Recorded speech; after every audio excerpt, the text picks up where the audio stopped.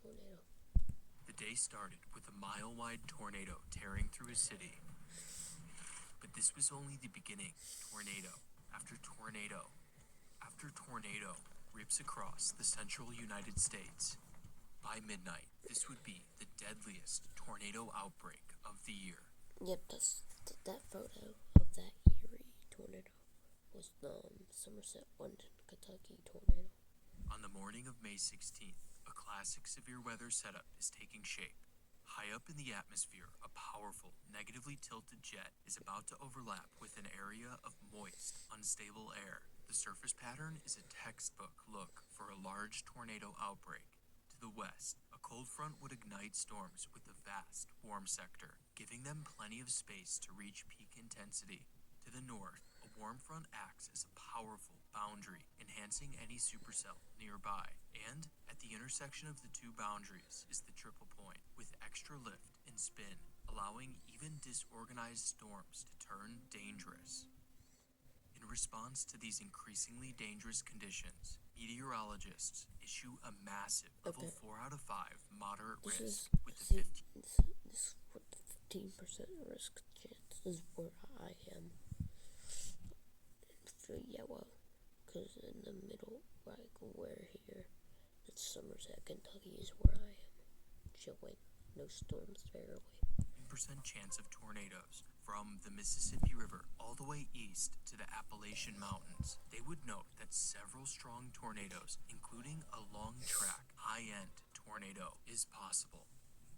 Storm chasers, including myself, also see what's unfolding and are on high alert as we position for the day's chase. Even though both meteorologists and storm chasers are well aware of the day's potential, nobody knows what's about to unfold. Before I get into the tornado outbreak, I'd like to tell you about the sponsor of this video, MyHeritage. I just learned that I have family in the US I never knew about. Crazy.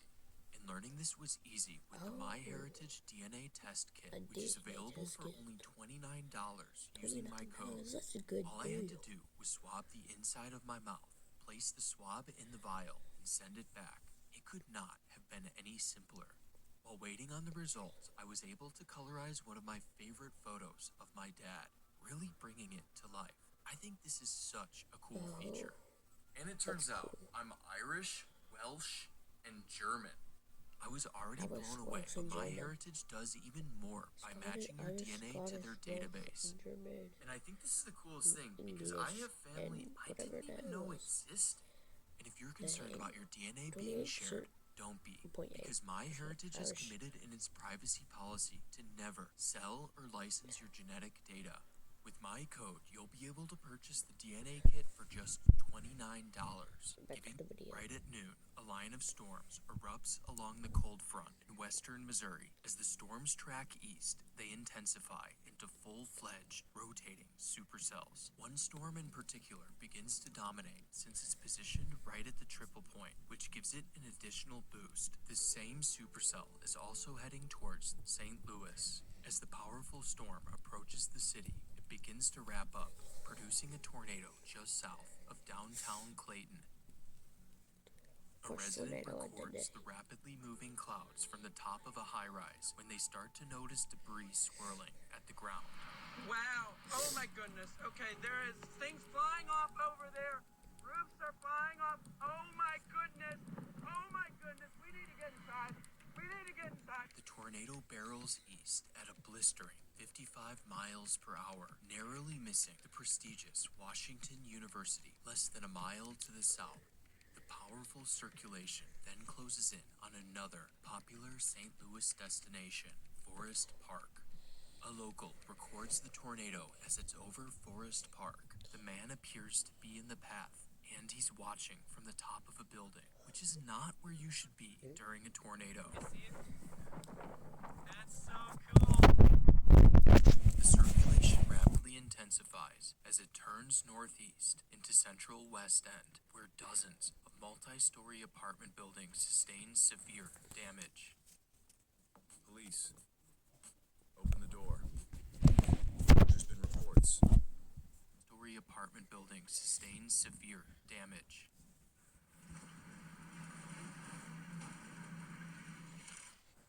most significant tornado crosses Del Mar Boulevard fully at EF3 strength, where winds are strong enough to demolish multi-story buildings. A security camera captures the powerful tornado as it moves through the area.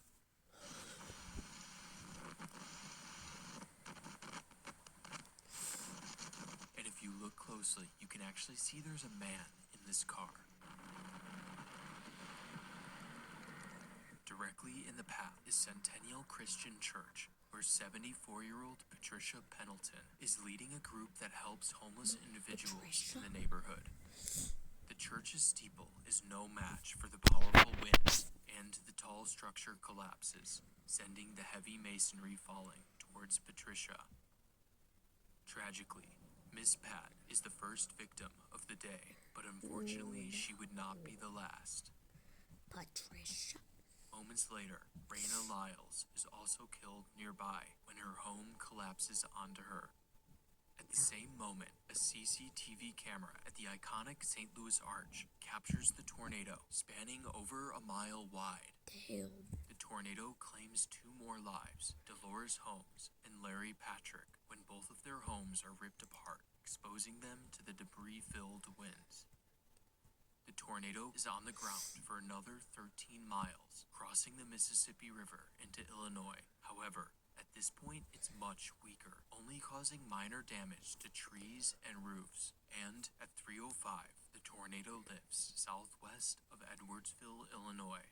This mile-wide tornado hit St. Louis dead center, resulting in a staggering loss of $1.6 billion, making it the 10th costliest tornado in American history. This tornado on its own was enough to make the day historic. However, it was just the start of the outbreak. 200 miles to the south of St. Louis, a dominant supercell begins to expand, producing a large hook on radar, and at 3:54, a tornado touches down northwest of Sikeston, Missouri. The tornado moves east, damaging homes and trees on the flat terrain of the Mississippi River Delta. The flat open terrain allows for extremely easy storm spotting, which I can personally attest to because I was there recording the tornado with my chase partner Kelton. Oh, it's rotating like a mother. Oh my god, that thing's whipping. Oh, it's on the ground. Oh yeah, it's coming down already. Tornado.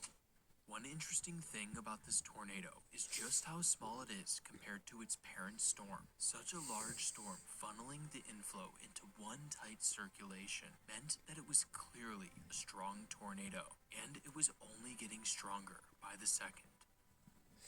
While Kelton and I reposition for a closer intercept, the tornado reaches peak intensity on Sloanville Drive, shredding apart multiple homes, sadly killing 2, Karen Craig and Bo Jenkins. It's likely that both Karen and Bo were in mobile homes when the tornado hit, structures that are no match for the tornadic winds.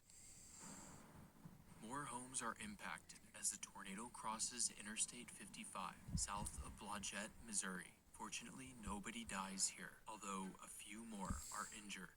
Oh my god, it's gorgeous. Yeah, it is. It is gorgeous.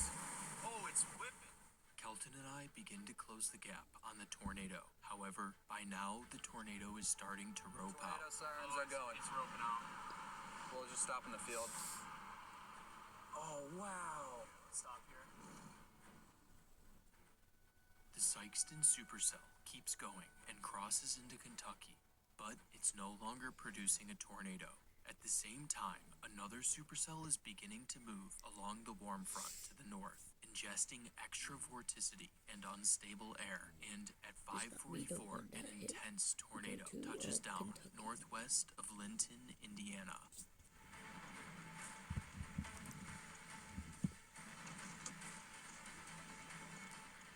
The tornado continuously grows in size and strength, at one point hitting a structure, completely shredding it apart, scattering debris through the air.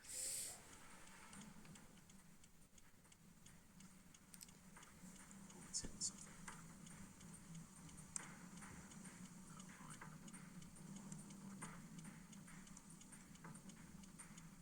Tragically, Linton resident Allison McCammon is among those impacted, ultimately succumbing to her injuries, marking this as the third deadly tornado of the day.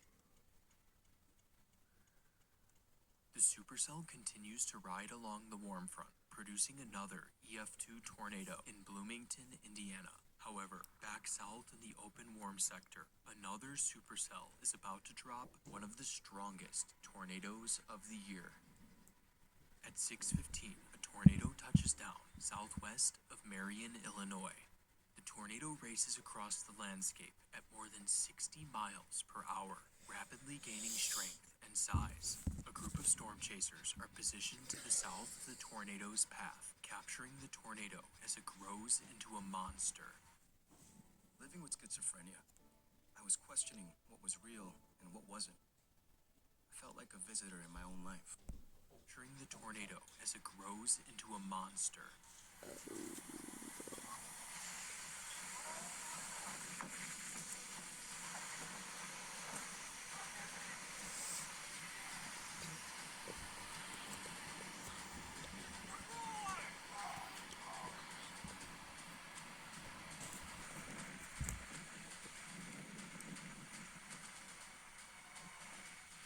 After passing by the storm chasers, it begins to leave a distinct scar in the ground, leveling trees and tearing up grass.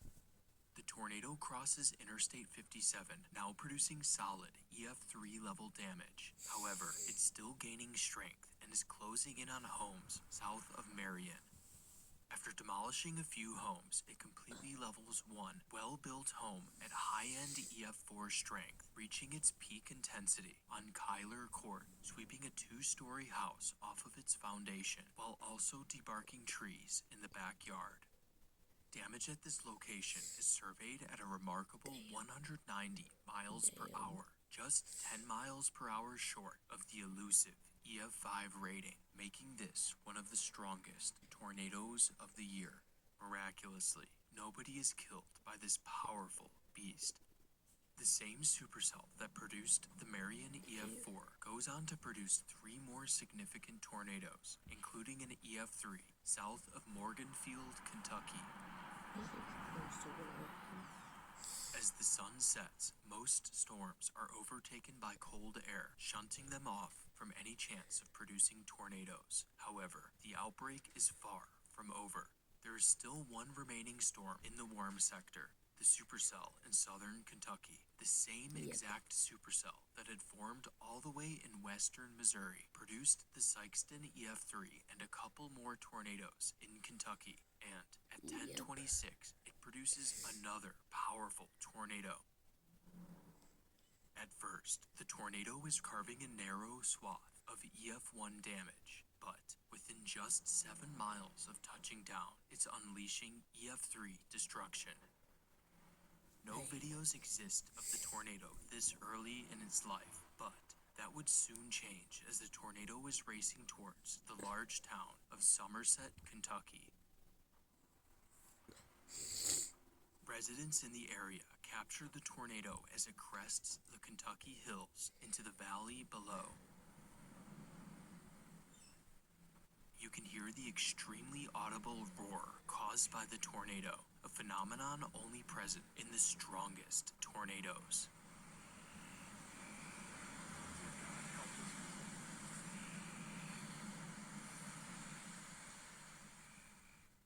Another resident captures the tornado across the lake as it moves through the south side of Somerset. While moving through Somerset, the tornado produces EF3 level damage, tragically taking its first victim, Melody Godby. After devastating Somerset, the tornado is still gaining strength, now moving into the thick trees of the Kentucky hills, leaving a distinct scar on the surface. One unlucky house sustains a direct hit, making it the first EF4 damage of the tornado. However, it would not be the last. As the tornado barrels across Kentucky, it swells to an impressive 1 mile wide, producing some of the most extreme tree damage documented in recent years. The tree damage is so extreme it can be easily seen in satellite imagery. By 11:30, the tornado has been on the ground for an hour and is showing no sign of weakening, now setting its sights on London, Kentucky.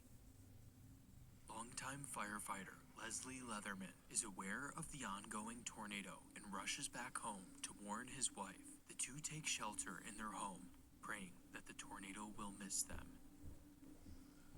The tornado enters town even stronger. The powerful tornado then inflicts its worst damage to over a dozen homes, completely sweeping them off their foundations. This is the same block the Leathermans reside, and tragically, Leslie is killed when their home is destroyed. First responders on the scene find Leslie shielding his wife, Michelle, from debris. She survives. Leslie Leatherman had dedicated most of his life to saving lives, including his last moments saving his wife. Then you can sell, market, and hire for your small business all in one place. Hey, are you joining this call? Oh, shit. I'm doing it right now. From Good Root is here, and I needed it because my fridge is super empty. I'm gonna open the box. Lives, including his last moment. Fisher, Sherry Smith, Darlene Miller, Richard and Wanda McFall, Kenneth Elliott, Bobby and Bernice Tillman, Ray Cowan, Linda and Gary Sweet, and Nancy Clem. 17 deaths from a single tornado is horrific, but for them to occur in such close proximity is a level of devastation rarely seen. The tornado rapidly decreases in strength, vanishing only a few minutes after causing immeasurable amounts of life-altering damage. At 11:56, just 4 minutes before midnight, the deadly tornado outbreak finally comes to an end. The Somerset to London, Kentucky EF4 was by far the deadliest tornado of the day, directly taking the lives of 18, 17 of which were in one neighborhood, making this the deadliest tornado since the 2021 Western Kentucky EF4. And this was not the only fatal tornado of the outbreak. The St. Louis EF3 killed 4, the Sikeston EF3 killed 2, and the Linton EF2 killed 1. At 25 deaths directly caused by tornadoes, this is the deadliest tornado outbreak of 2025. Even then, there were 2 additional deaths indirectly caused by the tornadoes. In St. Louis, Juan Baltazar was killed when a tree branch fell on his food truck, and in Kentucky, Deborah Edelman died from carbon monoxide poisoning when the power shut off in her houseboat, bringing the total death toll up to 27 on the day. When I witnessed one of the tornadoes, it never crossed my mind that this outbreak would go on to be the deadliest tornado outbreak of the year. And creepily, the same storm I chased would go on to produce the London, Kentucky EF4. This day is truly a testament to the danger and randomness with severe weather. All it took was one strong tornado hitting a densely populated area at night to put this tornado outbreak in the record books. I'd once again like to thank the sponsor of this video, MyHeritage. We're now offering... That was it for the video. We all enjoyed it. We might react to the next video. Here's Palm Sunday 1955. The Forgotten Super Outbreak in 1 minute. Here we go.